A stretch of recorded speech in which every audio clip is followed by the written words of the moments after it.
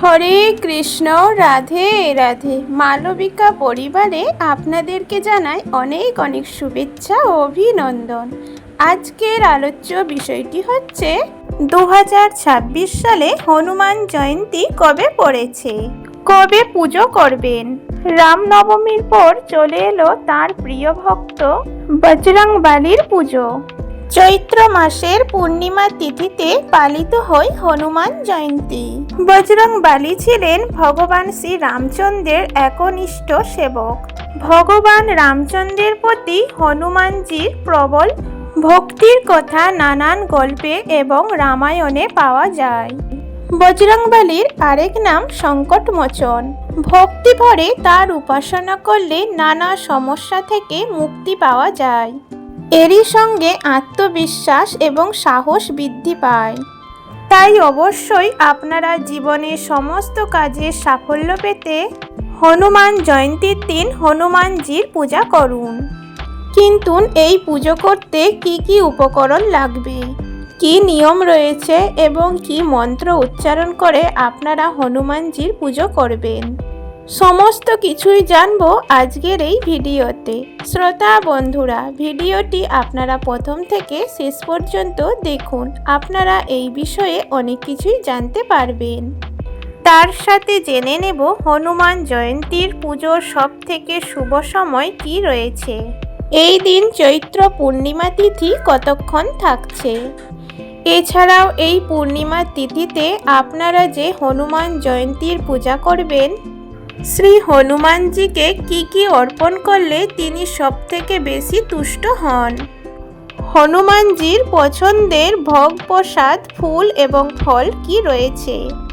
এই দিন উপবাস করলে কি খাবেন কি খাবেন না, সমস্ত কিছুই জেনে নেব আমরা আজকের ভিডিওতে।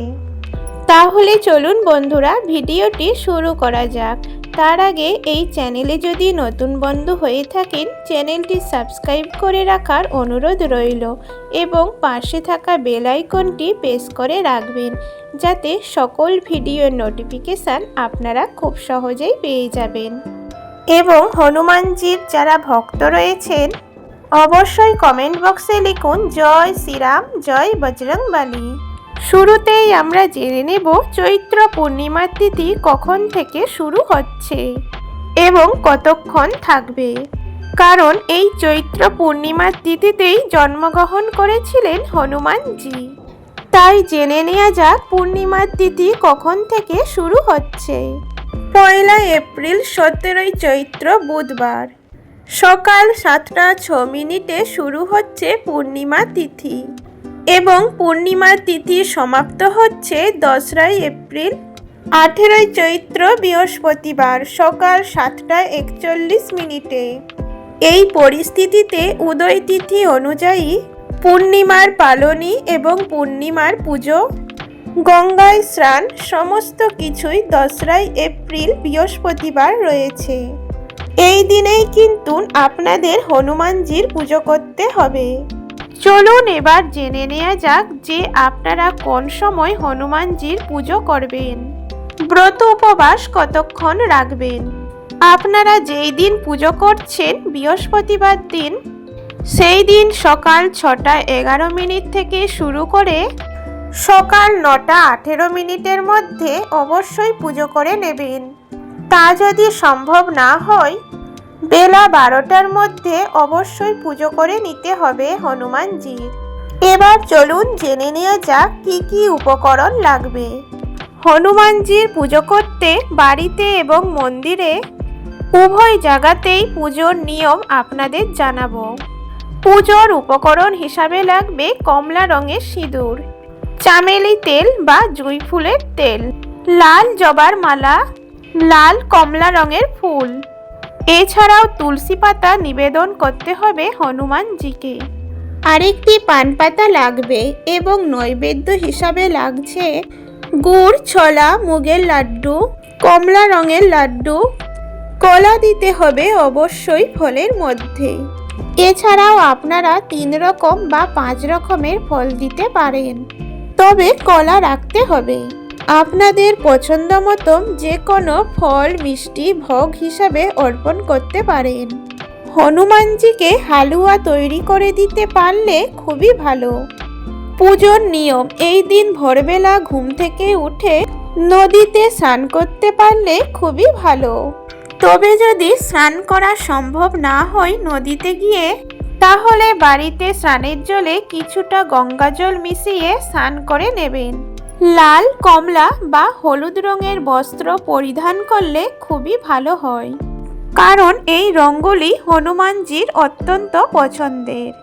বাড়িতে হনুমানজির মূর্তি থাকলে সেটিকে ঘি, মধু, দুধ, দই এবং গঙ্গা জল দিয়ে অভিষেক করবেন। যদি মূর্তি না থাকে তাহলে চিত্রপটে নর্মাল কোনো তুলো বা যদি কোনো কাপড় থাকে সেটিকে গঙ্গা জলে ভিজিয়ে পরিষ্কারভাবে মুছিয়ে নেবেন। তারপর জল দিয়ে মূর্তিটি ধুয়ে নিন। এরপর হনুমানজির সারা গায়ে কমলা রঙের সিঁদুর মাখিয়ে দিন। অবশ্যই সিঁদুরের সঙ্গে চামেলি তেল মিশিয়ে রাখতে ভুলবেন না। চামেলি তেল বা জুঁই ফুলের তেল মাখাতে পারলে খুব ভালো হয়। এবং এরপরে কিন্তু আপনারা আবার জল দিয়ে ধুয়ে পরিষ্কার কাপড় দিয়ে মুছিয়ে নেবেন। লাল জবার মালা অর্পণ করবেন। এছাড়াও লাল এবং কমলা রঙের ফুল রাখবেন। তুলসী পাতা নিবেদন করবেন হনুমানজির বুকে এবং চরণে। তুলসী পাতা নিবেদন করার সময় অবশ্যই তা চন্দন সহযোগে নিবেদন করবেন। হনুমানজিকে যখন আপনারা তুলসী পাতা অর্পণ করবেন তখন ওং হন হনুমতে নমঃ অথবা ওং শ্রী হনুমতে নমঃ এই মন্ত্রগুলি 3 বার করে উচ্চারণ করবেন। একটি পান পাতায় সিঁদুর দিয়ে জয় শ্রীরাম লিখে নিবেদন করতে পারলে খুবই ভালো ফল পাওয়া যায় এবং এটি 108টি পান পাতায় লিখেও অর্পণ করা যায়।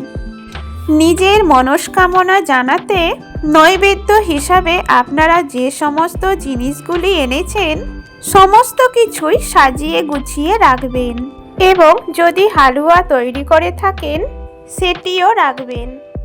অবশ্যই সমস্ত ফল প্রসাদ নৈবেদ্য যা কিছু রয়েছে সমস্ত কিছুতেই একটি করে তুলসী পাতা দেবেন। নৈবেদ্য নিবেদনের পর ধূপকাঠি এবং একটি মাটির প্রদীপে ঘি লবঙ্গ দিয়ে জ্বালিয়ে হনুমানজির আরতি করুন। আরতির শেষে তার কাছে নিজের করা সমস্ত ভুলের জন্য ক্ষমা প্রার্থনা করুন এবং মনস্কামনা জানান। সবশেষে হনুমান চল্লিশা পাঠ করুন অথবা ওম হন হনুমতে নমঃ, ওং শ্রী হনুমতে নমঃ। এই মন্ত্রগুলি 108 বার এক মনে উচ্চারণ করলেও হবে।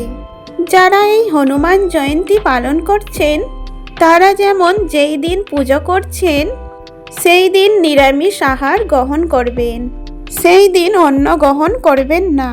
সাথে ফলাহার, ময়দার তৈরি যে কোনো জিনিস বা যা কিছু নৈবেদ্য ভগবানকে অর্পণ করেছেন সেই সমস্ত কিছুই নৈবেদ্য গ্রহণ করতে পারবেন।